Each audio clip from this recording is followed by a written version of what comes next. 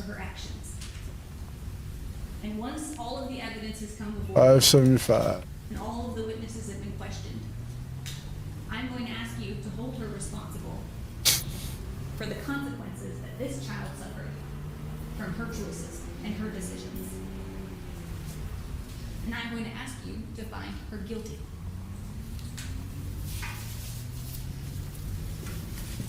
Okay. Okay, that's good. Good statement from the state. Okay.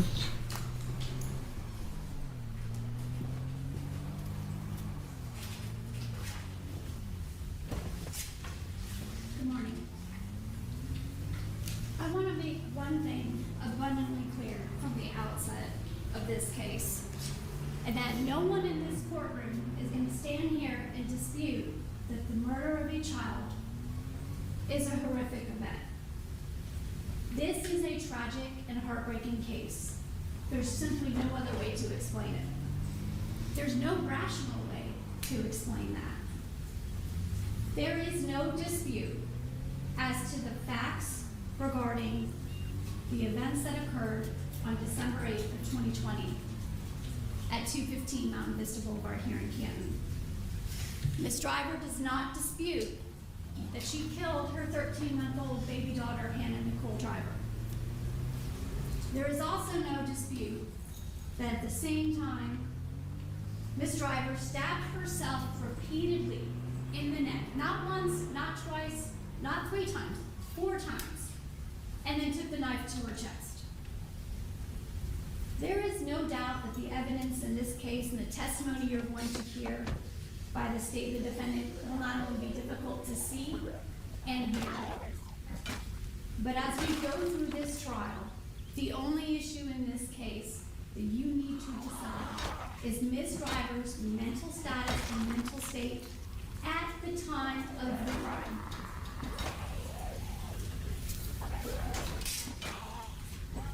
Solely focus as we sit here and present all of this evidence about what happened that day, and the state does that, on her mental health. We are not standing here saying that Hannah Nicole Driver is not a victim. That is not the position taken by anybody in this case. Our job is to simply show you how we got here today, and that the law allows you to consider her mental state at the time of the crime. I'm going to give you a little bit more background information about the people involved in this. I'm confused on where this is going. Is anybody else like it?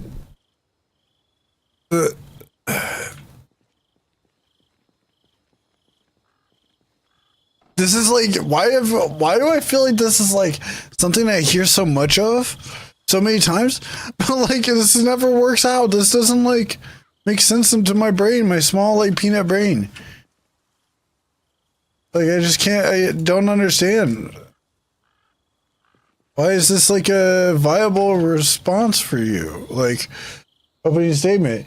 Yes, we're not saying that she didn't kill her baby daughter. We're not saying, wait, what did you just open?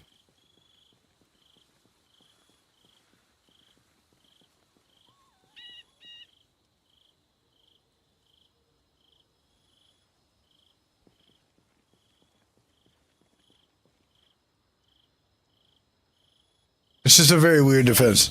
So you have some sort of context. You know what I mean? Sorry. Today, I'm being snoopy. she's 24 years old. She grew up. Yeah, like, okay, it's like, yes, and, like, and? Just because someone's crazy doesn't mean that they like, yeah, she still killed somebody, regardless, like, baby, adult, fucking teenager, fucking 6-year-old, doesn't matter, she killed somebody, like, why is that, like, why are we not, like, being like, okay, yep, this is what we're doing.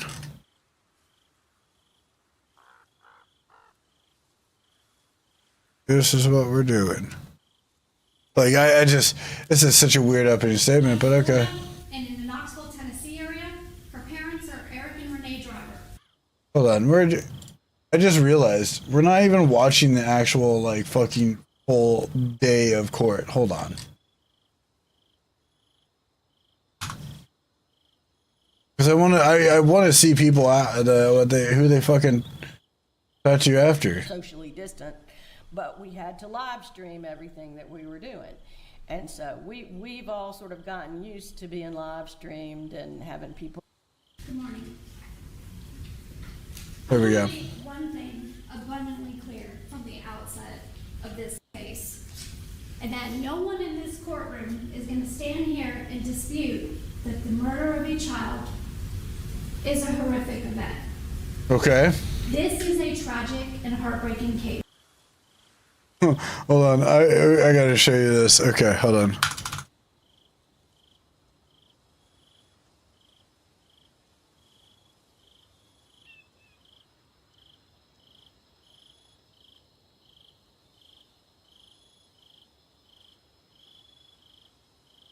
Thing's not up for dispute.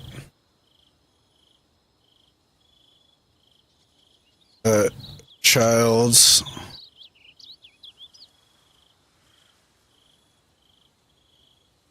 it's horrific. Yeah, okay. I think we're all on board for that. There's Yeah. simply no other way to explain it. There's no rational way to explain that. There is no dispute as to the facts regarding the events that occurred on December 8th of 2020 at 215 Mountain Vista Boulevard here in Canton. Ms. Driver does not dispute that she killed her 13-month-old baby daughter, Hannah Nicole Driver.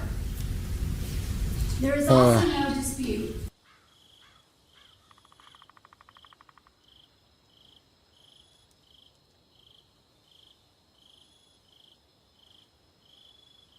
Okay. that at the same time, Ms. Driver stabbed herself repeatedly in the neck. Not once, not twice, not 3 times, 4 times, and then took the knife to her chest. There is no doubt that the evidence in this case and the testimony you're going to hear by the state of the defendant will not only be difficult to see and hear, but as we go through this trial, the only issue in this case that you need to decide is Ms. Driver's mental status and mental state at the time of the crime.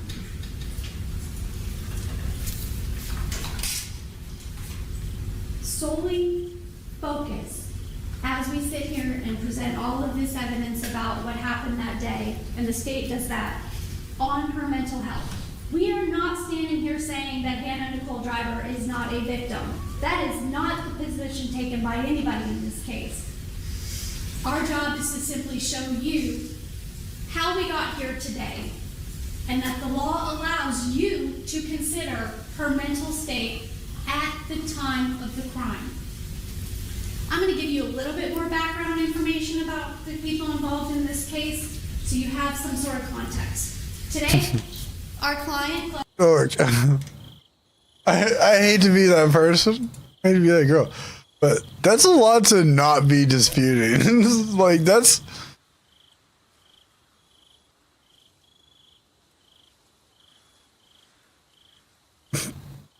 Like, where's the case? Like, is it just that they're going for... They have to be going for insanity. Holy shit. She's 24 years old. She grew up in Florida and in the Knoxville, Tennessee area. Her parents are Eric and Renee Driver. She is one of 3 children, the youngest and only daughter. Ms. Driver did have her ups and downs and bouts with teenage angst, and she, like most teenagers, thought she was ready for the world and knew best at the age of 16. She left home, she left school. She had her first fateful meeting with Ben Michael when she was 16 years old at a bus station in Atlanta. Several months after the breaking up with her boyfriend, she had just turned 17, she met up with Ben again. He was 38 years old. See, I'll tell you a little bit about Mr. Ben Michael. He's not this great character that the state intends to put up here. Not at all. Wait. Is he the one that's on trial, though? I'm sorry. This looks like Georgia versus Chloe Driver. Got it. Okay. So we're gonna go with like chipping away at the people around to make her look better. Got it. Okay. He spends his free time.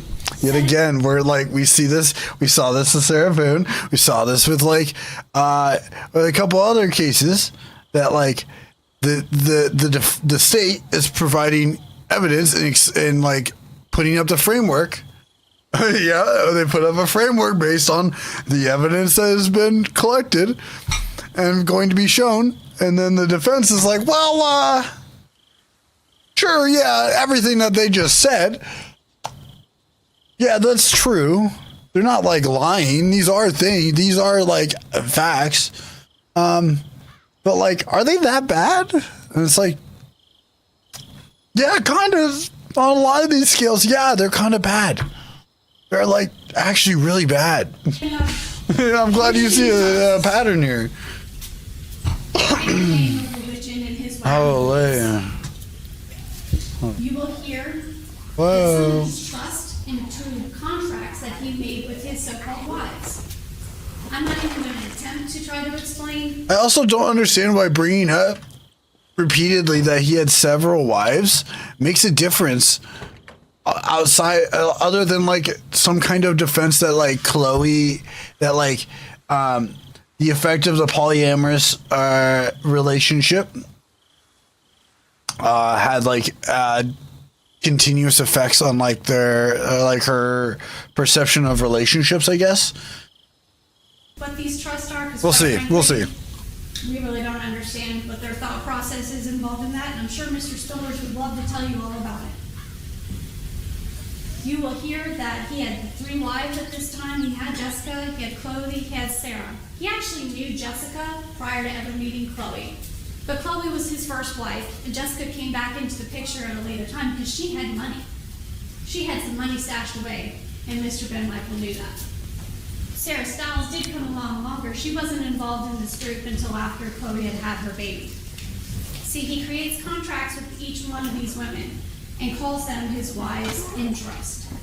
You will also hear evidence that Benjamin had not only Chloe, but these other wives file during COVID for the fraudulent EDIL loan money through the Small Business Administration. Each one of them, he had. You are correct, though, Nikki. They're blaming everyone else, not taking accountability. Correct. Each one of them applied for these under his Alorian Christian Trust or other pseudo trusts that he called 501c3, a 508c something, under the organization of spirituality and teaching. You will hear You should know that. They were able to get $150,000 fraudulently. That's the money sitting in the Wells Fargo account. They traveled all around the eastern United States. Sometimes they were together, sometimes they were not, depending on where he wanted each of these women. Wait. If that money was done, why would you bring that up? That only looks worse on her because she had the money in her account still when she went to do this. Huh? They definitely lived what we would consider an alternative lifestyle. This lifestyle didn't involve the things that you and I would normally think would be a partnership or a relationship, or the type of rules that we would necessarily agree with. There were rules of what to eat, what to wear, who they could talk to, when she would have access to her cell phone, when she'd be able to speak to her parents. Same rules applied to all 3 women. It was a constant indoctrination of an alternative ideology and belief system to an already vulnerable young lady. A 17, 18, and 19-year-old woman with a 38, 39, and 40-year-old man. He did assign his wives each alternative name. She'll hear in these calls and interviews they'll refer to her as Kalani. Chloe, initially, was all in this relationship. She really didn't know any better. She was shocked and awed by his personality. She was young, she was vulnerable. She became alienated from her friends and her family. And she did. She followed his teachings and belief system. He also manipulated her mind to the extent about her own belief system about her own parents. Repeatedly telling her he couldn't trust, that she could not trust her parents and that they may have done horrible things to her as a child. She couldn't and did not realize that this was essentially a cool environment. Around April of 2020, Benjamin met Jason Spillers, and they immediately became friends. Became fascinated with his trust system, the idea of having multiple women involved, quickly realized that they shared similar beliefs. To this day, they remain very close to each other. Mr. Spillers traveled around as well from place to place and was in a group on several different occasions with them, leading up to December 8th. When he was not with Benjamin or this group, he remained in constant contact via phone, text, or other means. Mr. Spillers saw Chloe in May of 2020. Will describe her as a loving, caring mom. No issues, no signs of mental illness. In September of 2020, he noted that her mental state had deteriorated and became concerned. We even spoke to Ryan about it. There were discussions about her needing treatment and medication. But see, Mr. Ben Michael doesn't agree with pharmaceuticals. He doesn't believe with white coat intervention, as he calls it. He was not going to let her put any medication That's in her fine. body. I'm using Because that. she was breastfeeding, and that was, she needed to be pure. He also believed White coat intervention. That's so funny. Anybody else find a fun, got a weird humor in that? That's so funny to me. he would self-diagnose and self-treat Chloe on his own. Now, there were several red flags and calls for help leading up to this event. And the state didn't tell you about it, but I'm going to. Several people who claim to love Chloe and care about her are the same people who refused to get her the help she desperately needed and asked for. Benjamin, his other wives, Jason Spillers, Chloe's own parents. They either all chose not to help her and ignored her cries for help, or they just could not break through to her in those fateful months and get her that help she so desperately needed that she asked for. The word. The responses to her. I'm sorry. Is Chloe not her own person to some degree? Is she not like an adult? She's 24 years old. She also had people around her that were telling her and trying to help. Julia just said that. Did she not? Did I mishear that?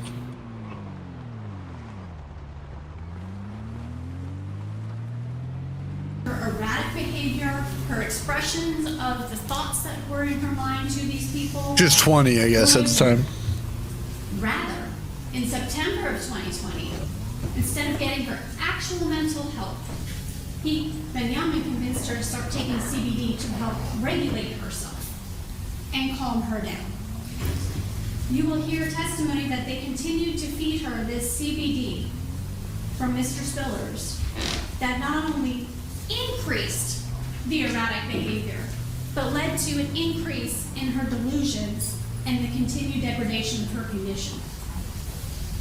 There were two significant incidents that I want you to think about through this trial that show a continued decline of her mental health leading up to this and the lack of help for her deteriorating mental state. On November 25th, 2020, this group was in Asheville, North Carolina. Chloe Driver ran out of an apartment, through an apartment complex parking lot into oncoming traffic to escape this group. She was having a major mental health crisis and episode. During that time, she was begging strangers to help her get away from him and get help. She was young, she was crazy. I expect you to hear from a lady named Sandra Shores. She is a completely independent witness. Doesn't know Benjamin, doesn't know Jason, doesn't know Chloe, who saw this young lady on that day in the middle of the road, crying and asking for help. being chased by Jason Spillers. She sees him pick her up and drag her back into that apartment. She God calls damn it. 911. And what is the result of her help? She was hit by a car that Ben Yaman was driving and punched in the eye by Jason Spillers. He broke her eye socket. She will tell you that Chloe was begging for help, begging to call the police, begging them to call her parents to help. These men put Chloe in a car, put Hannah in a car, and drove away before the police could ever respond. There are police reports about this. Okay. You will hear that the next day, I hope to hear about this police report then. That Chloe had access to her cell phone. She contacted her parents. Contacted her parents to please come and get her in Asheville, North Carolina with Hannah and help her get away. That Brian was hurting her, she was afraid, she needed help. Her parents immediately got in the car and started to make that 2-hour drive to Asheville. Okay. Benyamin went through her phone, found out that they were coming, and the result was he took the child before her parents or the police could get there. Took the child away from Chloe and kept her away from her child for over 2.5 days. Police reported about that too. Okay. When her parents picked her up that day, Miss Driver had a black eye, the remnants of a healing black eye. It's documented in the police report as well. Chloe went with her parents. She was distraught. She was upset. She was afraid that she was never going to see her daughter again. He kept her away from the baby. Expect you to see the Facebook messages and text messages exchanged between the two that indicate the manipulation in the games he played with Chloe that day and over the course of those 2 days to get her child back. She was even more distraught because she was still breastfeeding her daughter. That was the first time that her parents had ever learned about what was going on with Chloe, both with her mental status and the relationship. Her parents were desperate to intervene. They helped her try to figure out how to get her own bank account, how to obtain Hannah's birth certificate, because they left the hospital shortly after she was born, because Mr. Ben Michael didn't want her in the system and was afraid that DFAX was going to be called. They left without a birth certificate. She feared that they would never see her daughter again. I expect you'll see a video that was taken on November 27th of 2020 with Miss Driver. That video was taken prior to Miss Driver getting in an Uber that Mr. Ben Michael set for her to bring her back to her child. She didn't know where she was going. She didn't know what was going to happen to her. She didn't actually know she was being brought to her daughter. You will see the choice and the agony. Got you. Can do. Can fucking do. How you doing, Raz? How you doing, buddy? Hopefully you're doing well.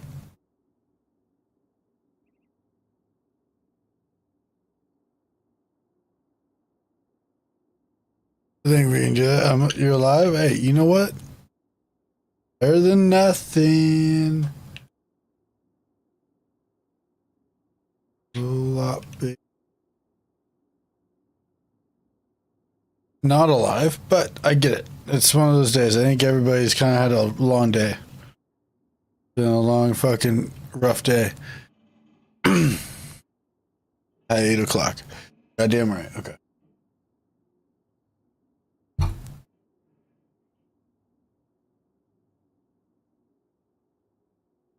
Cookies time indeed.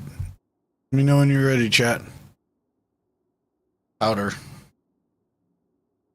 Clean this out.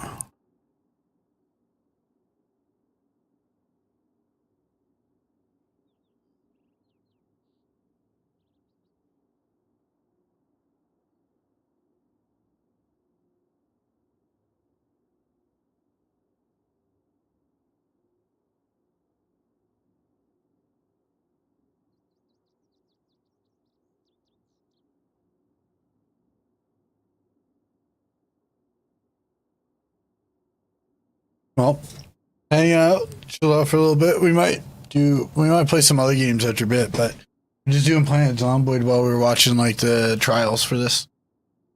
This is, I mean, we're watching day one. It's starting on the true crime arc. For us. In this driver's voice, that she had to go back to get her daughter. She feared never seeing her again. You will hear evidence, and the state's already touched on it, about evidence about searches. Miss Driver did search for other things other than how to snap a neck. She did searches that were trying to, how to find a bus ticket for a 13-month-old. How do I travel with a child I don't have a birth certificate to? This is an interesting, quite an interesting case. She was understanding that she was experiencing some crazy things in her mind. She searched for schizophrenia. She searched for other ways to get mental help. Things that she was... Speaking of schizophrenia, hold on. I gotta pull up something.